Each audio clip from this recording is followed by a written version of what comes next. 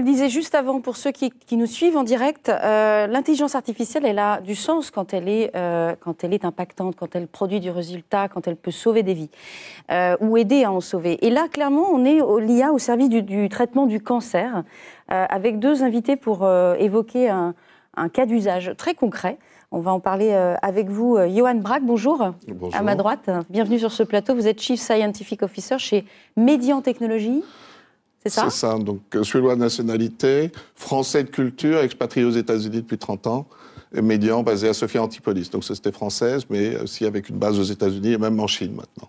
Très bien. On va revenir avec vous sur Médian et Microsoft. Et justement, Laurent Schlosser, bonjour. Bienvenue Bonjour. sur ce plateau aussi. Laurent, vous êtes directeur de la division du secteur public chez Microsoft. Vous aidez donc, j'imagine, les services publics, dont les hôpitaux, à s'emparer de l'innovation, des outils numériques. C'est un peu ça? Absolument. Je m'occupe de 3 grands domaines. L'administration centrale et territoriale, le monde de la santé, avec tout son écosystème, et Médian est un bel exemple, et le monde de l'éducation, avec les écoles du primaire au supérieur. Alors là, on va rester dans le secteur de l'hôpital. On va tout de suite partir à l'hôpital de la Pitié-Salpêtrière à Paris, avec un témoignage, une interview du professeur Lucie Darme, qui est radiologue à la Pitié-Salpêtrière. Et on va évoquer avec vous justement le cas d'usage dont je parlais sur le traitement du cancer. On revient après cette vidéo sur le plateau. C'est parti.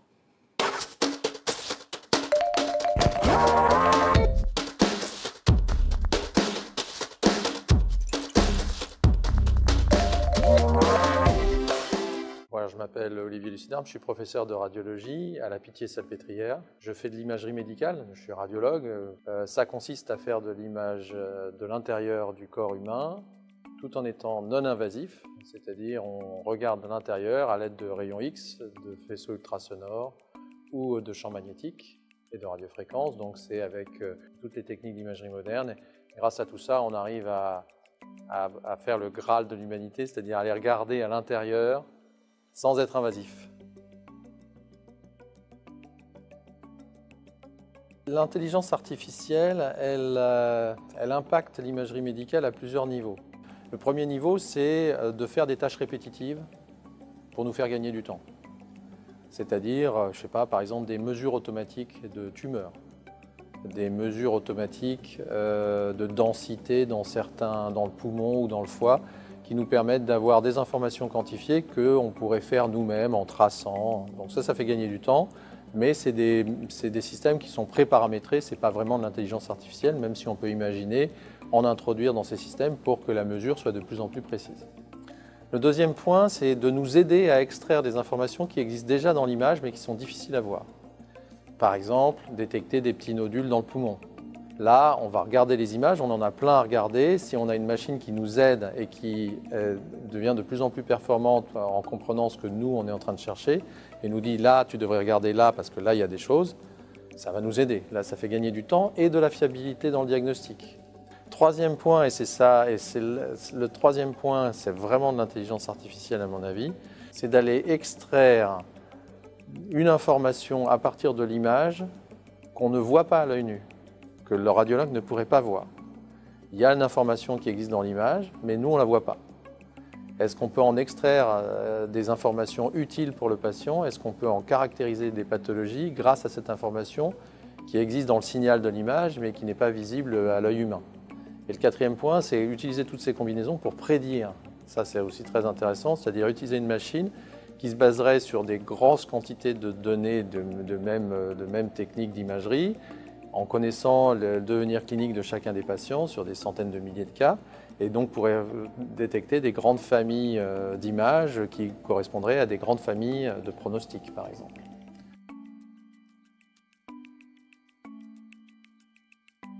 E-biopsy, c'est précisément des technologies d'analyse de l'image qui peuvent faire appel à l'intelligence artificielle et qui s'occupe des points 3 et du point 4 que j'ai énoncé précédemment, c'est-à-dire extraire de l'image des informations invisibles à l'œil nu.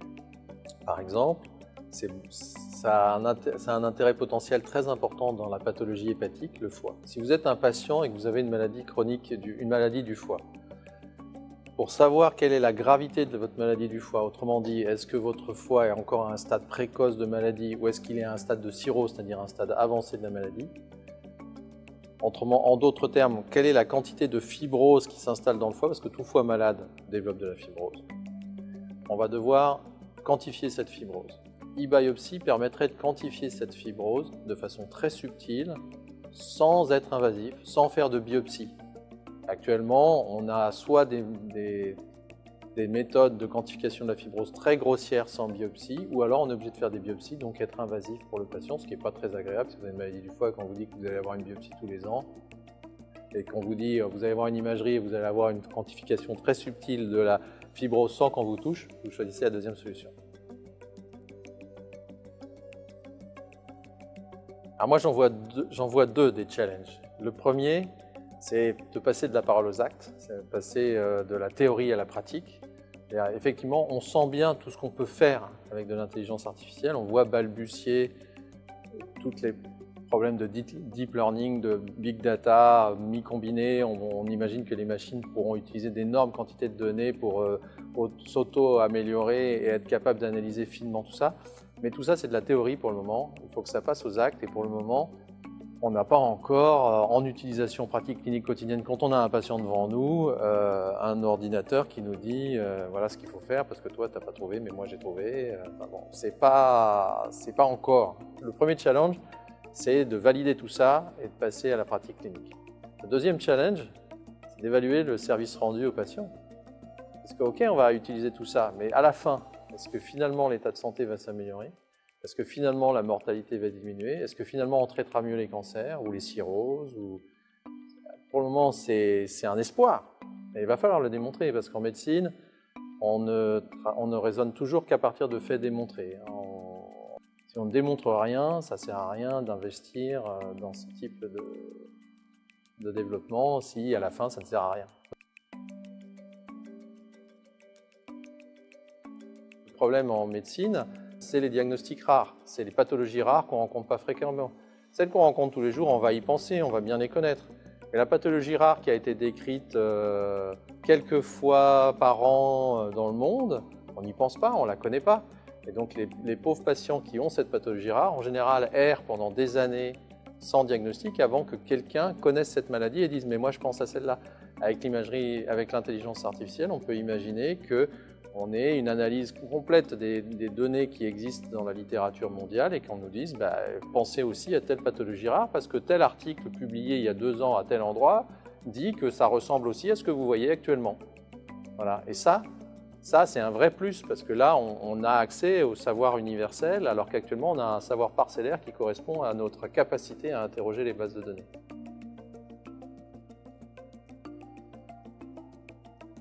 Un des risques du développement de l'intelligence artificielle en médecine et puis plutôt en imagerie comme je le pense, c'est que si nos machines commencent à nous dire cette mammographie-là est anormale, celle-là est normale, ou alors tu as fait un scanner hépatique et le foie là, je peux te dire que c'est une cirrhose F4 qui a telle probabilité de cancer du foie, pourquoi est-ce qu'on aurait encore à la regarder? Qu'est-ce qu'on a à faire? Donc on va probablement être moins compétent aux dépens de la machine.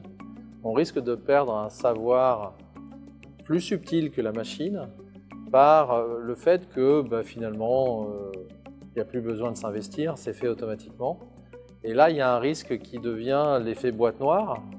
Il n'est pas du tout certain que 2 machines, 2 logiciels d'intelligence artificielle différentes obtiennent un même résultat. Donc, lequel on va valider, lequel on ne va pas valider. Enfin, moi, je trouve qu'il y a tout un phénomène, tout un problème d'homogénéisation qui va se poser aussi. Actuellement, on a le même problème avec les humains, mais avec les humains, on discute entre nous, on se met d'accord dans des congrès, etc. Comment on va faire avec les machines? Surtout si les humains capitulent en disant c'est mieux fait par une machine. Il faut qu'il y ait toujours de l'humain. De toute façon, il y aura toujours de l'humain, à mon avis, parce qu'il y a une responsabilité finale qui devrait être prise par l'humain. Et de toute façon, produire des données, c'est bien, mais il y a un moment donné, il faut les valider, les mettre ensemble. Et pour le moment, je ne vois pas encore les machines faire ça, donc je ne vois pas un logiciel ou un ordinateur faire ça. Donc je pense que l'humain interviendra de toute façon toujours pour prendre la décision finale et endosser la responsabilité finale.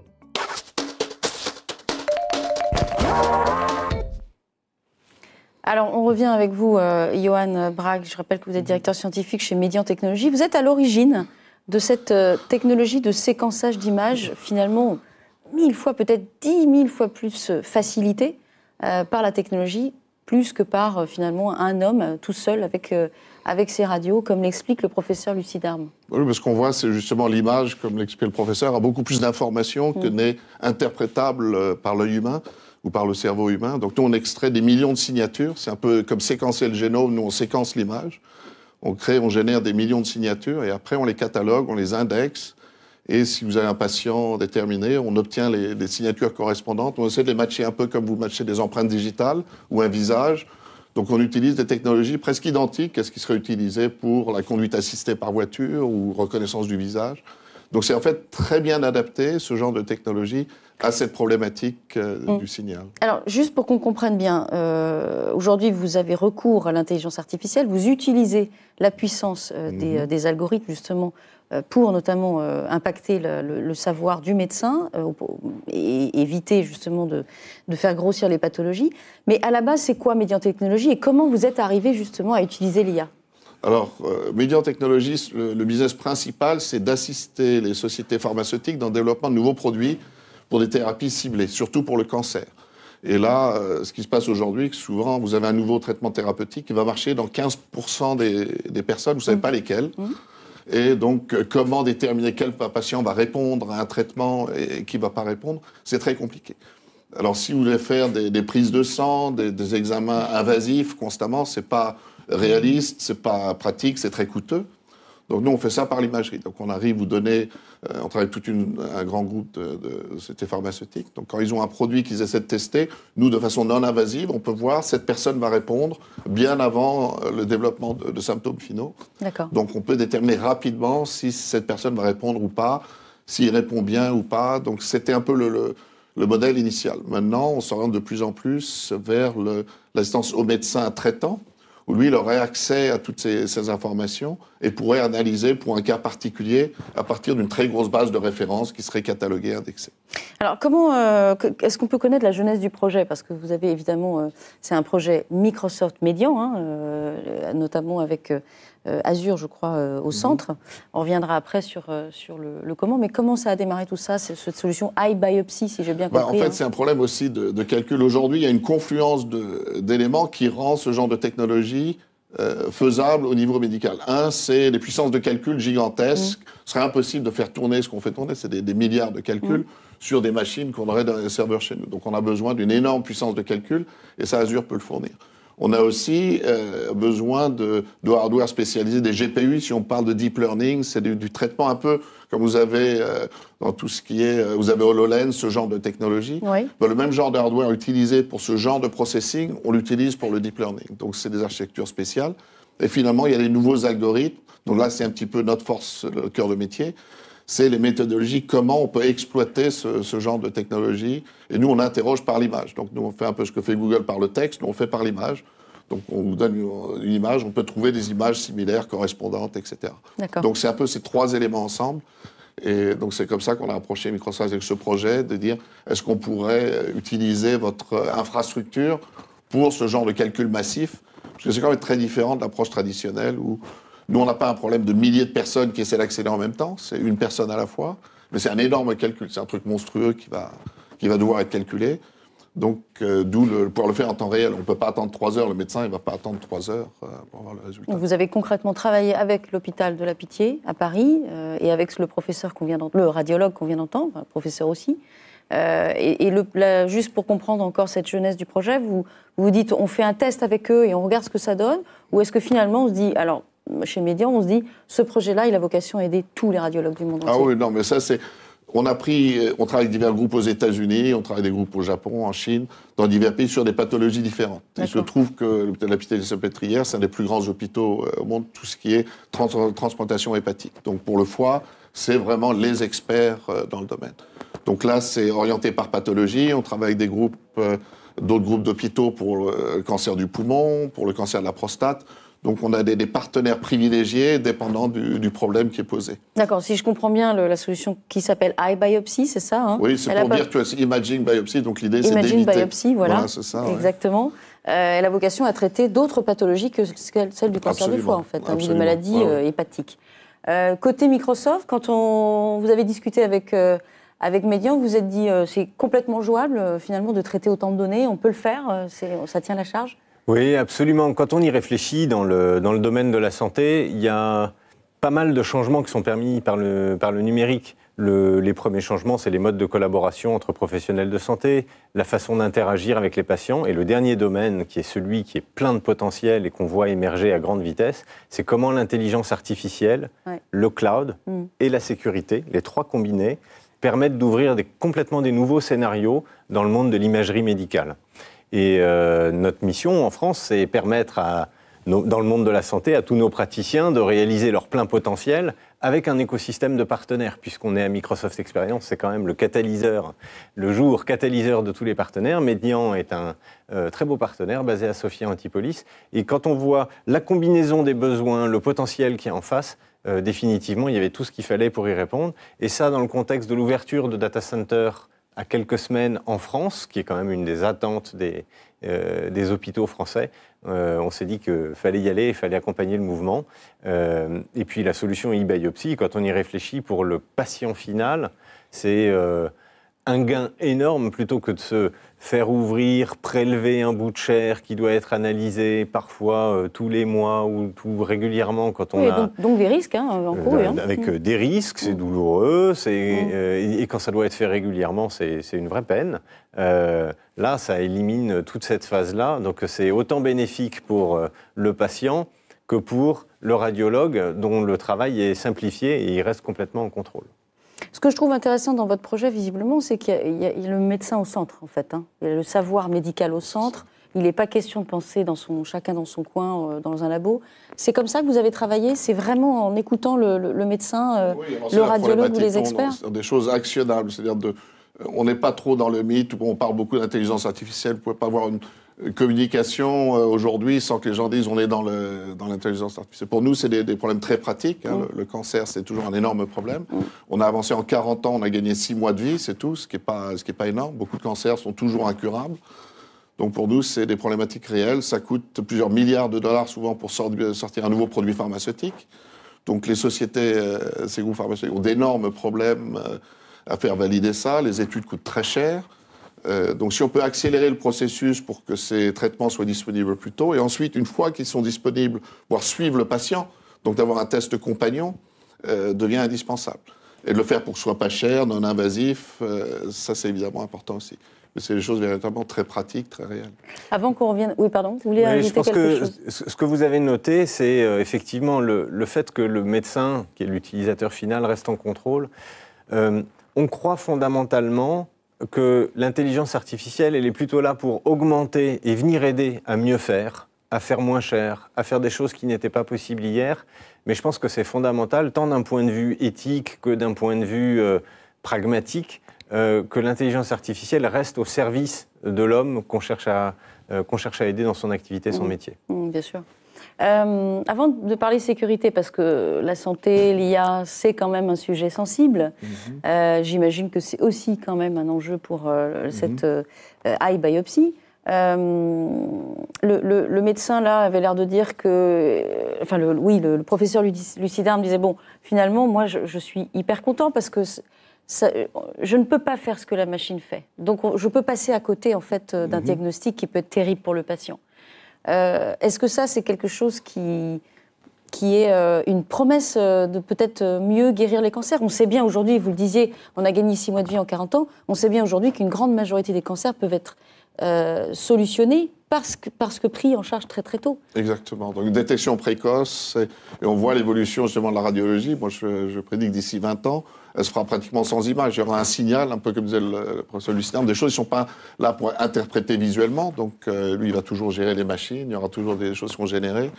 Mais on va produire à partir de ça des informations très spécifiques, que lui, il aura toujours en finale, c'est toujours le médecin qui prendra la décision finale pour le patient.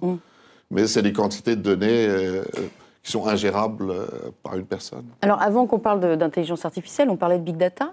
Moi, me vient une question, c'est que le jour où vous allez agréger des terras et des terras, ou des terras, il n'y a même plus de mots d'ailleurs pour ça, j'imagine, après, de data, qui seront stockés chez Azure et dans les data centers de Microsoft.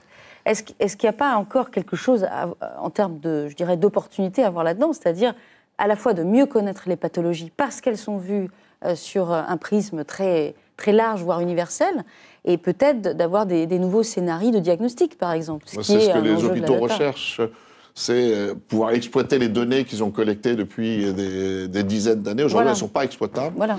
Et ça, c'est le problème dans un hôpital. 90% des données, c'est des images. Donc, si vous traitez le problème de l'image au départ, la rendez accessible, vous rendez tout le dossier patient, ensuite, c'est assez facile de le rajouter derrière. Donc, et maintenant, la donnée, le stockage de données, ce n'est pas un problème pour Azure, avoir des terabytes de données. Donc, je crois que c'est un modèle. Maintenant, on peut assumer que le stockage est gratuit, pratiquement. Ce n'est pas ça l'élément bloquant. Mais pour aller jusqu'au bout de cette opportunité vue au travers d'un gigantisme de la donnée santé, est-ce qu'on pourrait peut-être demain se dire on va éviter des cancers avant même qu'ils existent, par exemple? C'est souvent on essaie de détecter des signatures de structures précancéreuses. Donc avant, si on a un suivi de patient, il développe un cancer. Si on va retourner en arrière, donc si on a des images qui ont été prises précédemment, quelle était la forme, quelle était la signature en fait du signal avant que le cancer se développe. Donc c'est le genre de problématique. Et ça, la machine peut le faire, on peut l'interpréter. C'est pas visible à l'œil nu nécessairement. C'est formidable, ça, ce que vous mettez exactement le doigt, je pense, sur tout l'enjeu qu'il y a devant nous dans la transformation du système de santé ou de protection sociale tel qu'on le connaît en France. Aujourd'hui, ce système de santé, de protection sociale, retraite, tout cumulé, ça représente un gros 15% du produit intérieur brut.